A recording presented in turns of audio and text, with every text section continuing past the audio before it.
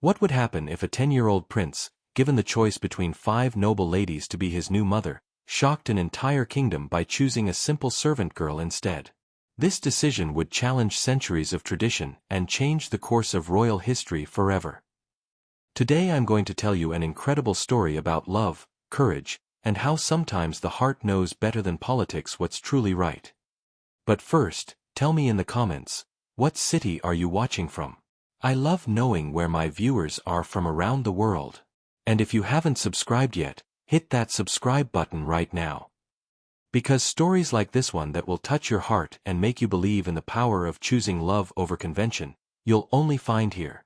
Ready to dive in? King Edmund of Valdoria stood at the tall windows of his throne room, gazing out at the sprawling capital city below, while contemplating one of the most difficult decisions of his reign. The morning sun cast long shadows across the marble floor, illuminating dust motes that danced in the air like tiny golden spirits. At 52 years old, Edmund had ruled for nearly 3 decades, guiding his kingdom through wars, famines, and political upheavals with wisdom and strength that had earned him the respect of both his subjects and neighboring monarchs. But now he faced a challenge that no amount of political acumen could easily resolve: the question of what to do about his 10-year-old son, Prince Alexander, who had been without a mother since birth. Queen Isabella had died in childbirth, her last words a whispered plea for Edmund to ensure their son would know a mother's love despite the tragedy that had claimed her life. The kingdom had mourned their beloved queen for months, her funeral drawing representatives from across the known world who came to pay their respects to a woman renowned for her kindness, intelligence, and dedication to the welfare of common people. Edmund had thrown himself into his royal duties to escape the crushing weight of grief, spending long hours in council meetings and diplomatic negotiations. But as Alexander grew from infant to child, it became increasingly clear that the boy needed more than just a father's guidance and the care of servants. He needed a mother figure who could provide the nurturing, wisdom, and emotional support that only a woman could offer. The absence of maternal influence was beginning to show in disturbing ways. Alexander had become moody and rebellious, often retreating into books or disappearing into the lower levels of the castle where he would spend hours talking with servants and common workers.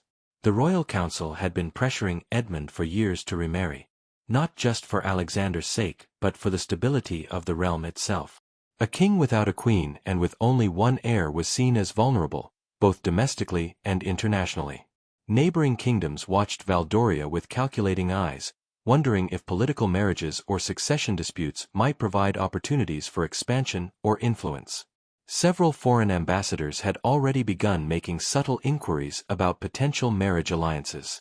Edmund had resisted these pressures for complex reasons. Part of his reluctance stemmed from loyalty to Isabella's memory. She had been not just his wife but his closest advisor and dearest friend. But equally important was his genuine inability to imagine forming such an intimate bond with another woman. He had met numerous eligible princesses, duchesses, and noblewomen over the years, but none had sparked even a fraction of the connection he had shared with Isabella. Alexander's recent behavior had finally forced Edmund's hand. The prince had become increasingly withdrawn and rebellious, disappearing for hours only to be found in conversation with servants and commoners. When questioned about his behavior, Alexander would simply say that he was looking for someone who understands me, a response that broke Edmund's heart while filling him with paternal frustration. The solution Edmund had devised was both practical and unprecedented in Valdorian history. Rather than choosing a new wife based purely on political considerations, he would allow Alexander to choose a mother figure from among the eligible noblewomen of the court. It was a radical departure from royal tradition, but Edmund reasoned that if Alexander was going to accept a new maternal presence in his life, he should have some meaningful say in who that person would be. Edmund had spent weeks carefully considering which noblewomen should be presented as options. The candidates needed to meet several crucial criteria. They had to be unmarried and of appropriate age, possess the temperament and intelligence necessary for royal life, be politically acceptable to the royal council, and be capable of eventually providing additional heirs to secure the succession. After much deliberation, he had selected 5 remarkable women, each bringing different strengths that could benefit both Alexander and the kingdom.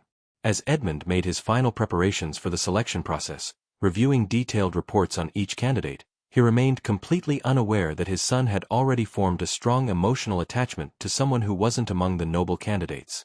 Alexander had spent countless hours over the past year developing a deep friendship with Alara Meadows, a young woman who worked in the castle's herb gardens and assisted the royal physician with medical preparations. The Great Hall of Valdoria Castle had been transformed for what would become the most unusual royal event in the kingdom's history. Ancient tapestries bearing the royal coat of arms hung from the stone walls, while elaborate arrangements of flowers from the royal gardens added splashes of color to the usually austere space. 5 ornate chairs had been positioned in a semicircle facing the throne, where King Edmund sat with Prince Alexander beside him on a smaller chair specially crafted for the occasion. The boy appeared nervous but determined, his dark hair neatly combed and his royal blue doublet perfectly fitted, though Edmund could see the subtle tension in his son's posture. The assembled court watched with barely concealed fascination as this unprecedented ceremony began. Nobles who had witnessed countless formal presentations found themselves uncertain about proper protocol for such an event, creating an atmosphere of heightened attention. Lady Catherine Montrose was the first candidate presented, approaching the throne with confident grace from years of court training. Her auburn hair was elaborately styled with pearls and precious stones, and her emerald green gown emphasized her status as one of the kingdom's most eligible noblewomen. When she curtsied before Alexander, her movement was so perfectly executed it seemed choreographed. "Your Royal Highness," Catherine said, her voice clear and cultured, "I am deeply honored to be considered for such a sacred responsibility. I have spent my entire life preparing to serve the crown, and would consider it my greatest privilege to guide you as you grow into the great king you are destined to become." She spoke eloquently about her extensive education, including fluency in 4 languages, deep study of history and philosophy, and comprehensive training in household management and diplomatic protocol. Catherine's conversation with Alexander was intelligent and sophisticated, touching on subjects from classical literature to the responsibilities of leadership. Her responses demonstrated impressive knowledge and intellectual capabilities. However, Edmund noticed that while his son seemed impressed by Catherine's accomplishments, he didn't appear to be forming any emotional connection with her. Their interaction had the quality of a formal interview rather than natural conversation between potential mother and son. Lady Margaret Fairfax followed with a different approach, emphasizing artistic sensibility over intellectual achievement. Her golden hair was adorned with flowers, and her rose-colored gown featured intricate embroidery she had personally designed. Margaret brought a small harp, beginning her presentation by playing a gentle melody while singing about family bonds and the sacred trust between mother and child. "Your Highness," Margaret said after her musical performance, "I believe that music and art can teach us profound truths about life that cannot be learned from books alone. They help us understand deeper emotions and spiritual connections that make life meaningful." She described her charitable work with orphan children, explaining how artistic activities had helped traumatized young people heal and find joy again. Alexander showed more interest in Margaret's artistic approach, asking questions about her compositions and attempting to play her harp. Margaret was delighted by his interest and began explaining basic musical theory in terms a 10-year-old could understand. Despite Alexander's enjoyment of Margaret's presentation, Edmund observed that his son still wasn't developing the deep personal connection necessary for a true mother-son relationship. Baroness Elena Rosewood brought sophisticated diplomatic skills to her presentation. Her dark hair was styled elegantly, and her midnight blue gown was adorned with refined jewelry. Elena's approach was more direct and adult, speaking to Alexander as if he were capable of understanding complex political realities rather than simply a child to be entertained. "A future king must understand not just his own kingdom," Elena explained, "but the complex relationships between nations and the diplomatic skills required to navigate international politics." She described her experiences at foreign courts, painting fascinating pictures of different customs and political systems that sparked Alexander's curiosity about the world beyond Valdoria's borders. The remaining candidates, Lady Sophia Hartwell and Lady Vivian Blackwood, presented their own unique qualities: Sophia's youthful energy and natural warmth, and Vivian's traditional dignity and moral character. Each woman was accomplished and would have made an excellent queen under normal circumstances. Yet as the presentations concluded, Edmund could see that his son remained politely interested but emotionally distant from all the candidates. That evening, Alexander asked his father, Must I choose one of these ladies? They're all very accomplished, but they don't feel like mothers. They feel like tutors or advisors, important people who want to teach me things, but not people who would love me just because I'm me. The following morning brought an unexpected disruption to King Edmund's carefully orchestrated selection process. Rather than announcing his choice from among the 5 distinguished noble candidates, Prince Alexander approached his father with a request that would fundamentally challenge the established traditions of the Valdorian monarchy. The boy had clearly spent the night in deep contemplation, and his young face bore the serious expression of someone who had reached a momentous decision despite understanding its implications. "Father," Alexander began, his voice steady despite obvious nervousness, "I have thought carefully about the ladies you presented yesterday. They are all remarkable women who would serve our kingdom well, but I must tell you something important. There is someone else, someone who has already been like a mother to me for more than a year, though I know she was not among your chosen candidates." Edmund felt his heart sink as he realized what his son was about to say. "Alexander, if you're referring to one of the servants or ladies in waiting, you must understand that royal marriages cannot." "Her name is Alara Meadows," Alexander interrupted with surprising firmness, "and she works in our herb gardens while assisting Master Aldrich in the infirmary. Father, she has been my dearest friend and confidant for over a year. When I have nightmares about Mother's death, she comforts me. When I struggle with my lessons, she helps me understand them in ways my tutors cannot. When I feel lonely or confused, she listens without judgment and offers wisdom that comes from her heart rather than from protocol." Edmund's mind raced as he processed this revelation. He knew Alara by reputation. The royal physician had often praised her knowledge of healing herbs and gentle manner with patients. But the idea of a commoner becoming Queen of Valdoria was unprecedented and potentially catastrophic from a political standpoint. "My son," Edmund said carefully, "I understand that you have formed an attachment to this young woman, but you must consider the implications. The nobility expects you to choose from among their ranks. A marriage between the royal family and a commoner would cause tremendous upheaval throughout the kingdom. Our neighbors might see it as weakness, and our own nobles might rebel against such a departure from tradition." Alexander's eyes filled with tears, but his voice remained firm. "Then why did you tell me I could choose? If the choice was never really mine, why make me meet with ladies who don't understand me when the person who does is considered unworthy simply because of her birth?" The question hit Edmund like a physical blow. In his desire to give Alexander some control over his future, he had inadvertently created a situation where his son's heart had led him to an impossible choice. Edmund realized he had underestimated both Alexander's emotional maturity and his capacity for forming meaningful relationships outside the formal structure of court life. "Tell me about Alara," Edmund said finally, settling into a chair and gesturing for Alexander to sit beside him. "Help me understand why she means so much to you." Alexander's face brightened as he began to describe his relationship with the herb garden worker. "She never treats me like a prince first and a person second," he explained. "When I'm with Alara, I can just be Alexander, a boy who sometimes feels scared or confused. She doesn't try to fix my problems with grand speeches about duty and honor. Instead, she asks questions that help me figure things out for myself." He told his father about countless hours spent in the herb garden, learning about medicinal plants while sharing his hopes and fears with someone who listened without agenda. Alara had taught him about the lives of common people, about struggles faced by families without royal privilege, and about the importance of using power to help others rather than simply maintain tradition. "She tells me stories about her childhood in the village," Alexander continued, "about her father who was a healer and her mother who died when she was young. She understands what it's like to grow up without a mother, and she never makes me feel weak for missing mine. The noble ladies yesterday all spoke about preparing me to be king, but Alara helps me learn how to be a good person first." Edmund listened with growing amazement as his 10-year-old son articulated concepts about leadership and character that many adults struggled to understand. Alexander's relationship with Alara had clearly provided him with perspectives and insights that his formal education had not. "Father," Alexander said earnestly, "I know that marrying Alara would be difficult for you and for the kingdom.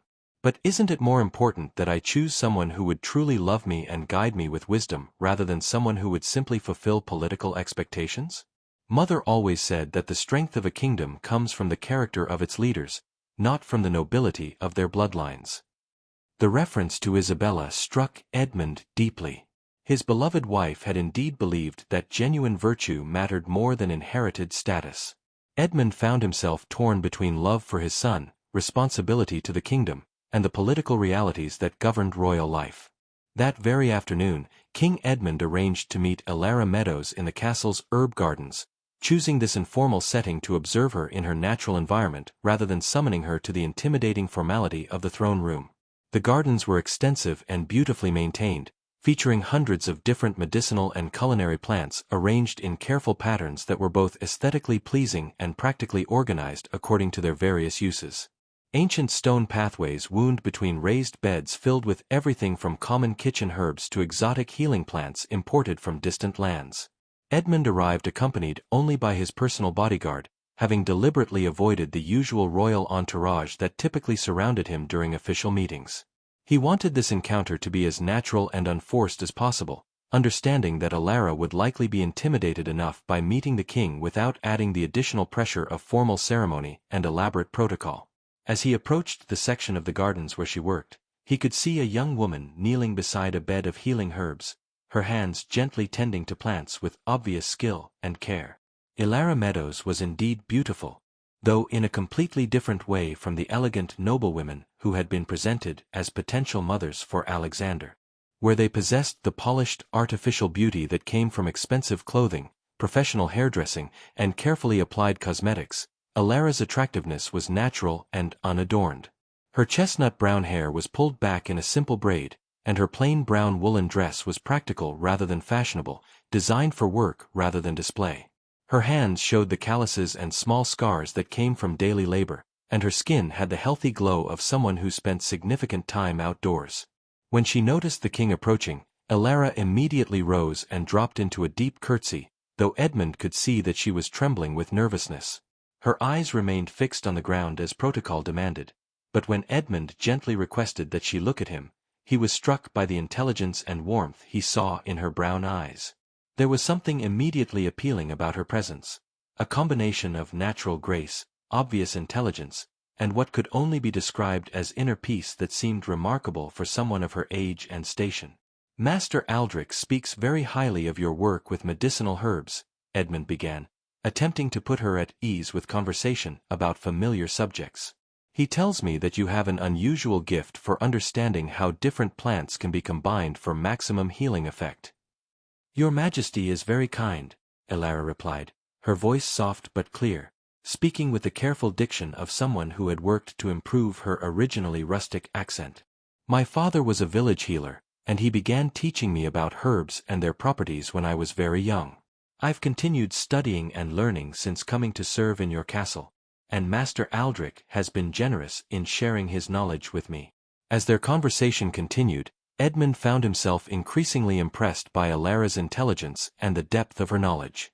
She spoke knowledgeably about complex medical theories, described innovative treatments she had developed for various ailments, and demonstrated a sophisticated understanding of how different plants could be processed and combined to create effective medicines.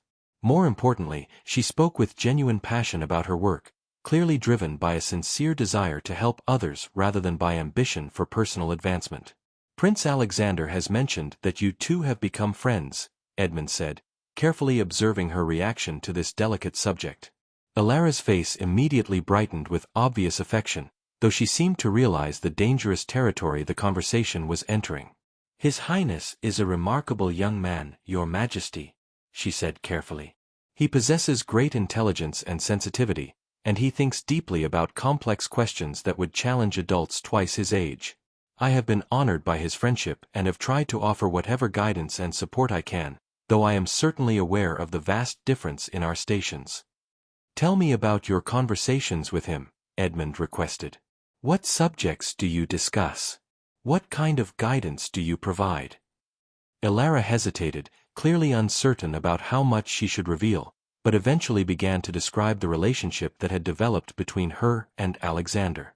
She spoke about their discussions of philosophy and ethics, their conversations about the responsibilities of leadership and the importance of using power wisely. She described Alexander's struggles with loneliness and grief, and how she had tried to help him process these difficult emotions in healthy ways. His Highness often asks me about life outside the castle walls, Alara explained. He wants to understand how common people live, what challenges they face, what hopes and fears occupy their daily thoughts. I try to answer his questions honestly, to help him develop empathy and understanding for subjects he will one day rule. I believe that a good king must understand his people's lives intimately, not just their abstract needs and problems.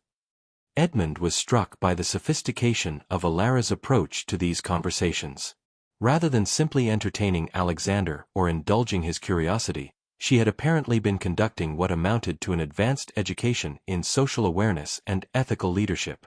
Her humble origins and lack of formal education had not prevented her from developing remarkable insights into the complex responsibilities of governance. News of Prince Alexander's unprecedented choice spread through the castle like wildfire, and within hours, the entire kingdom was buzzing with shocked discussions about the possibility that their future king had selected a common servant girl as his stepmother. The royal court, which had been eagerly anticipating Alexander's selection from among the 5 distinguished noble candidates, was thrown into complete chaos by this unexpected development. Nobles who had spent days positioning themselves advantageously relative to the various candidates found themselves scrambling to understand the implications of a choice that seemed to overturn centuries of established tradition and social hierarchy. Lord Chancellor Reginald Fitzwilliam, an elderly nobleman whose family had served the crown for generations, requested an urgent private audience with King Edmund within hours of learning about Alexander's decision. Fitzwilliam was known for his conservative political views and his deep reverence for traditional protocols, and his reaction to the news was predictably explosive. When he entered the king's private study, his usually composed demeanor had given way to barely controlled panic and outrage. "Your Majesty," Fitzwilliam began without preamble, his voice tight with suppressed emotion, "I must speak plainly about a situation that threatens the very foundations of our monarchy. The rumors circulating throughout the court about Prince Alexander's choice cannot possibly be accurate, because the implications of such a decision would be catastrophic for the stability of our realm. Surely the prince cannot seriously intend to elevate a common servant to the position of queen, regardless of whatever personal affection he may have developed for this individual." Edmund had anticipated this reaction and had prepared himself for difficult conversations with his advisers, but the intensity of Fitzwilliam's distress was still startling. The Chancellor's face was flushed with agitation, and his normally perfect courtly composure had cracked entirely, revealing the depth of his concern about the political ramifications of Alexander's choice. "The situation is indeed unprecedented," Edmund acknowledged carefully, "but before we discuss the political implications, I think it would be wise for you to meet Alara Meadows yourself. You may find that your concerns are based on assumptions about her character and capabilities that prove to be unfounded once you have actually spoken with her." Fitzwilliam's expression suggested that he considered this suggestion absurd, but his loyalty to the crown compelled him to agree to the meeting. Similar conversations took place throughout the day as other senior members of the royal council learned about Alexander's choice and demanded explanations from the king. Each advisor expressed variations of the same concerns: the unprecedented nature of elevating a commoner to royal status, the potential reaction of the nobility, the international implications of such a radical departure from tradition, and the long-term consequences for the stability of the succession. The 5 noble candidates who had been presented to Alexander as potential mothers also learned about his decision, and their reactions varied considerably. Lady Catherine Montrose accepted the news with dignified disappointment, expressing her continued loyalty to the crown while privately beginning to consider other advantageous marriage prospects. Lady Margaret Fairfax seemed genuinely curious about the woman who had captured Alexander's heart, asking detailed questions about Alara's background and character. Baroness Elena Rosewood viewed the situation through a diplomatic lens, analyzing the potential international ramifications and considering how foreign courts might interpret this unprecedented development. Lady Sophia Hartwell surprised everyone with her enthusiastic support for Alexander's choice, declaring that true love and genuine compatibility were more important than political considerations.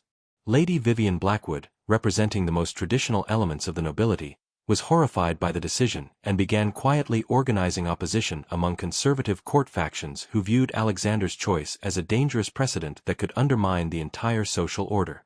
The common people of the kingdom had a markedly different reaction to the news.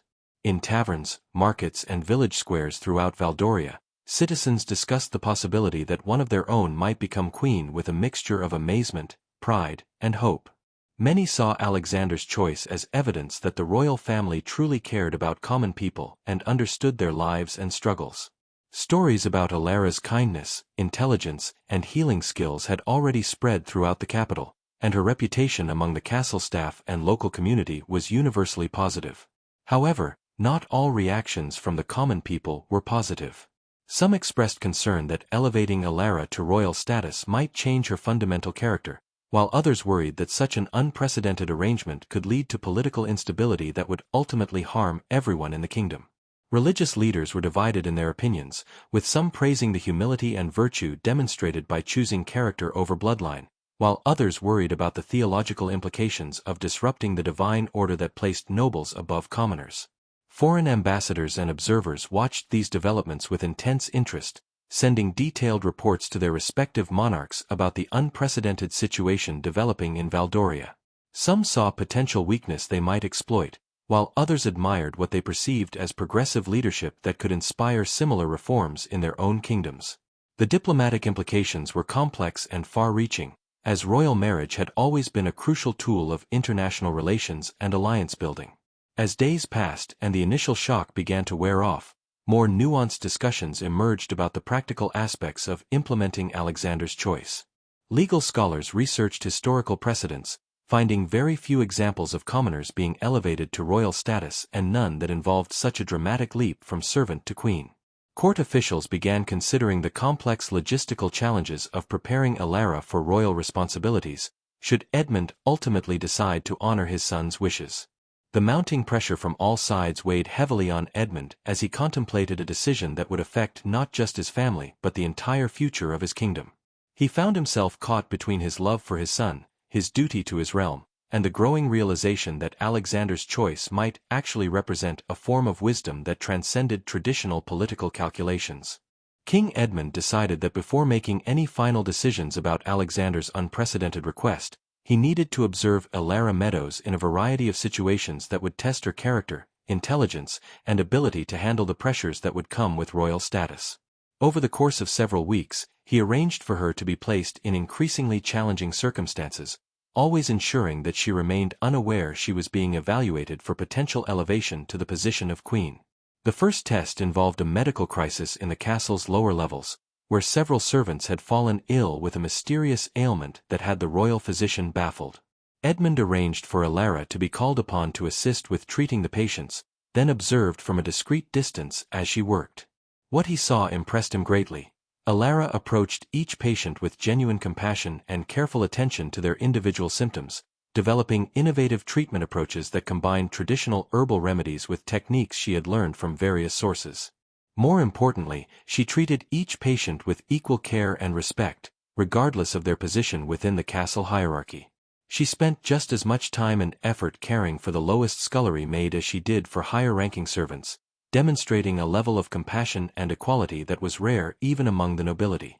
When one elderly servant became particularly frightened and difficult to treat, Alara sat with him for hours, holding his hand and speaking softly until he calmed down enough to accept medication.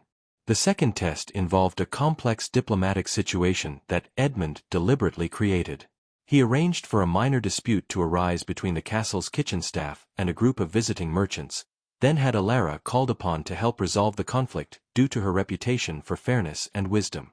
Edmund watched as she listened carefully to all parties involved, asked thoughtful questions to understand the underlying issues, and proposed a solution that satisfied everyone while maintaining the dignity of both sides.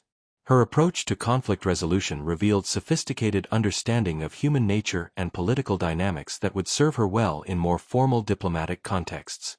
She demonstrated an ability to see beyond surface positions to underlying interests and concerns, a skill that was essential for successful negotiation and leadership. Edmund began to understand why Alexander had developed such deep respect for her wisdom and judgment. The third test was perhaps the most challenging. Edmund arranged for Alara to be invited to a formal court gathering where she would be exposed to the complex social dynamics, subtle hierarchies, and intricate protocols that governed noble interactions. He wanted to see how she would handle herself in an environment that was completely foreign to her background and experience, and whether she possessed the social intelligence necessary to navigate court life successfully. Alara's performance at the court gathering exceeded all expectations. Rather than trying to pretend she understood protocols she had never learned, she observed carefully and asked thoughtful questions when appropriate. She listened more than she spoke, demonstrating wisdom beyond her years and station. When she did contribute to conversations, her comments were insightful and demonstrated both intelligence and genuine interest in understanding different perspectives. Most impressively, she never attempted to hide her humble origins or pretend to be something she was not. Instead, she spoke honestly about her background while demonstrating that common birth did not mean common character or limited capabilities. Several nobles who had initially been skeptical about her presence found themselves genuinely impressed by her natural grace, intelligence, and obvious sincerity. The fourth test involved exposing Alara to the kind of malicious gossip and social manipulation that were common in court environments. Edmund arranged for certain individuals to spread rumors about her relationship with Alexander and to make subtle attempts to provoke her into responding inappropriately. He wanted to see whether she could maintain her composure and dignity under attack, skills that would be absolutely essential for anyone occupying a prominent position in the royal court. Alara's response to these challenges revealed remarkable emotional maturity and strategic thinking. Rather than becoming defensive or retaliating against those who attacked her, she maintained her dignity while addressing concerns directly and honestly. She demonstrated an ability to distinguish between legitimate criticism that deserved thoughtful response and malicious attacks that were best ignored. Her calm, measured reactions impressed even those who had initially been most hostile to her presence in court circles. The final test was the most important. Edmund arranged for Alara to spend extended time with Alexander in various contexts, observing their interactions to determine whether their relationship would remain strong under the scrutiny and pressure that would come with formal recognition. He watched as they discussed complex philosophical questions, worked together on practical projects, and navigated the social challenges created by their different backgrounds and positions.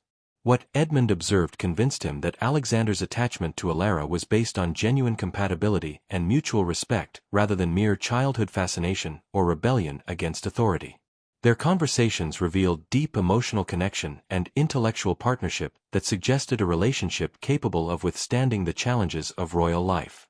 Alara clearly brought out the best in Alexander, encouraging his natural empathy and wisdom while providing the emotional support and unconditional love he desperately needed. More importantly, Edmund began to see that Alara's influence on Alexander was preparing him to be a better king than traditional noble education might have achieved. Through her guidance, Alexander was developing genuine understanding of his future subjects' lives and needs, along with the moral foundation necessary for just and compassionate leadership. Her humble origins, rather than being a liability, were actually providing Alexander with invaluable insights into the realities of life for the vast majority of his future subjects. As Edmund completed his evaluation of Alara's character and capabilities, he found himself facing a decision that would require enormous courage and wisdom. Every test had confirmed that she possessed the intelligence, character, and emotional strength necessary for royal responsibilities, but implementing Alexander's choice would still require overcoming centuries of tradition and potentially massive political resistance.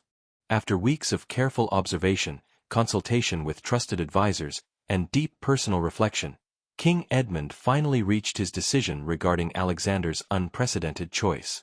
The weight of tradition pressed heavily upon him, but he had come to understand that true leadership sometimes required the courage to break with established patterns when they no longer served the greater good.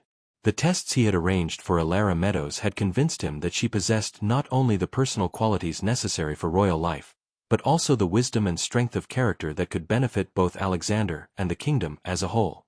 Edmund called for a formal assembly of the entire royal court, including all nobles, senior clergy, diplomatic representatives, and other important figures in the kingdom. The great hall was packed to capacity, with additional observers crowding into balconies and side chambers. Rumors had been circulating for weeks about the king's intentions, and the atmosphere was tense with anticipation and uncertainty. Many expected Edmund to announce a compromise solution that would satisfy traditional expectations while acknowledging Alexander's preferences in some limited way. When Edmund rose to address the assembly, the hall fell completely silent. His presence commanded attention and respect. But those who knew him well could see the signs of the internal struggle he had endured while making this momentous decision. The future of the monarchy and the stability of the kingdom hung in the balance, and everyone present understood that they were witnessing a potential turning point in Valdorian history.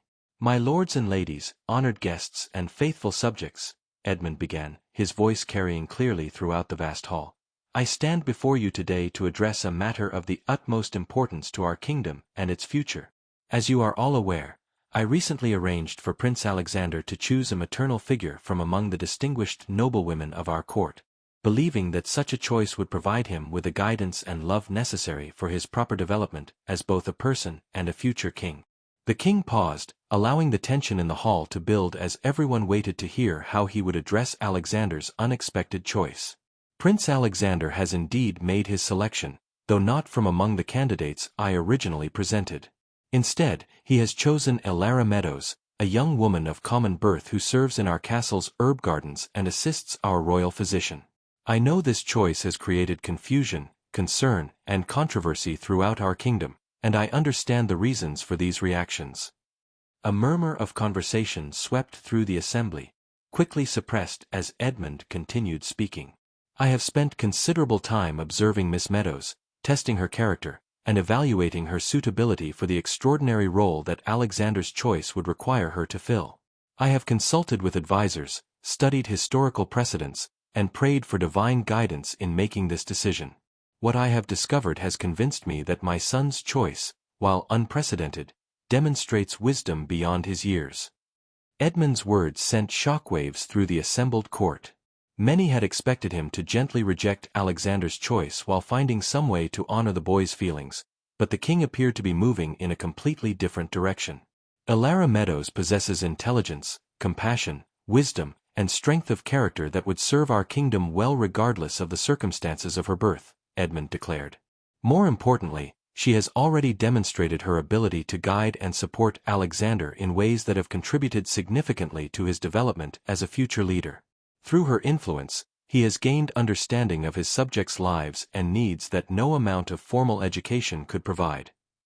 The king gestured for Elara to step forward from where she had been standing near the back of the hall, visibly trembling with nervousness but maintaining her dignity as she walked toward the throne. Alexander moved to stand beside her, taking her hand in a gesture of support and solidarity that clearly demonstrated the depth of their bond.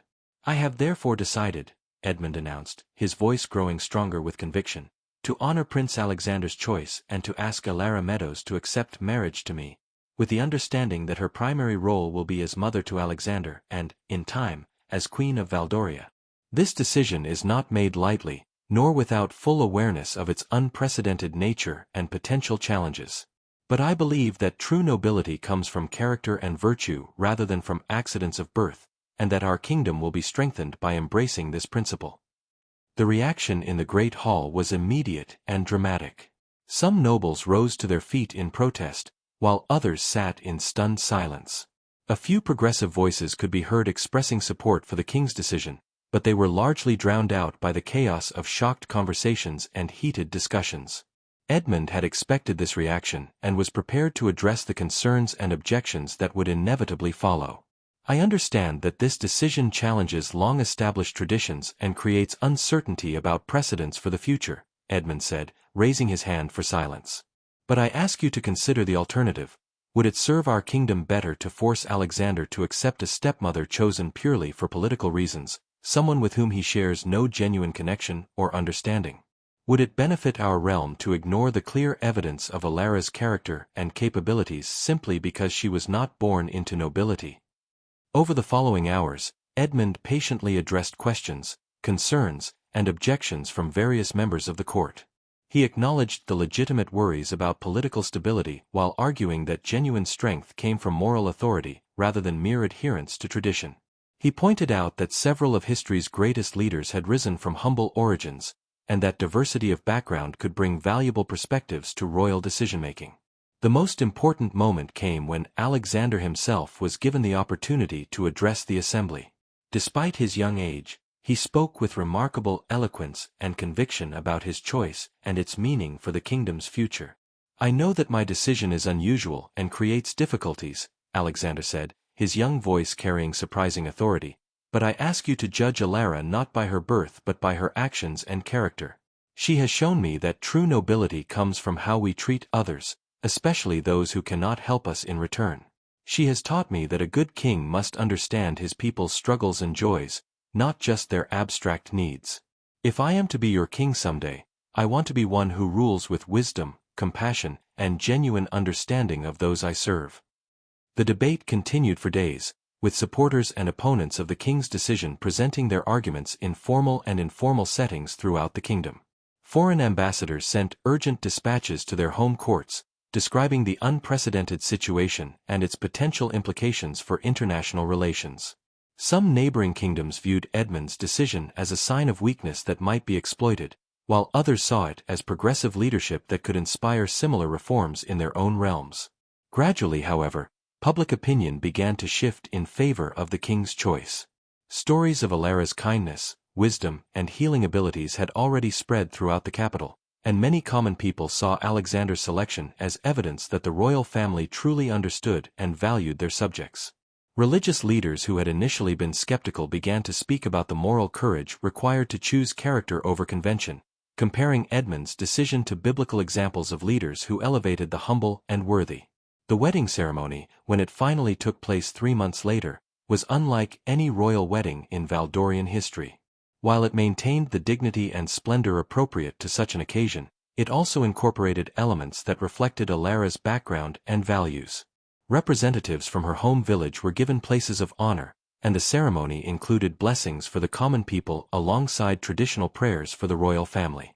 Alexander's joy at the occasion was unmistakable, and his obvious happiness helped win over even some of the ceremony's initial skeptics. As Alara took her vows to serve both Edmund and the kingdom, her genuine humility and sincere commitment to her new responsibilities were evident to all who witnessed the ceremony.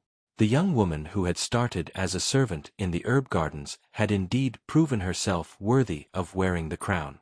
In the years that followed, Queen Alara's reign vindicated Alexander's choice and Edmund's courage in supporting it. She brought a unique perspective to royal governance, ensuring that the needs and concerns of common people were never forgotten in the palace's decision-making processes. Her background in healing arts led to significant improvements in public health throughout the kingdom, while her natural wisdom and compassion made her beloved by subjects from all walks of life. Alexander grew into a remarkable young man under Alara's guidance, developing into the kind of leader who understood that true strength came from service to others rather than domination over them. The bond between stepmother and son that had begun in the castle's herb gardens became a model for the kind of relationships that could bridge social divides and create genuine unity within the kingdom. King Edmund's decision to honor his son's heart over political convention proved to be one of the defining moments of his reign, demonstrating that sometimes the greatest wisdom lies in having the courage to break with tradition when doing so serves the greater good. The kingdom of Valdoria emerged from this extraordinary episode stronger and more united, having learned that nobility of character matters far more than nobility of birth, and that love and wisdom can triumph over prejudice and convention when leaders have the courage to do what is right rather than what is expected.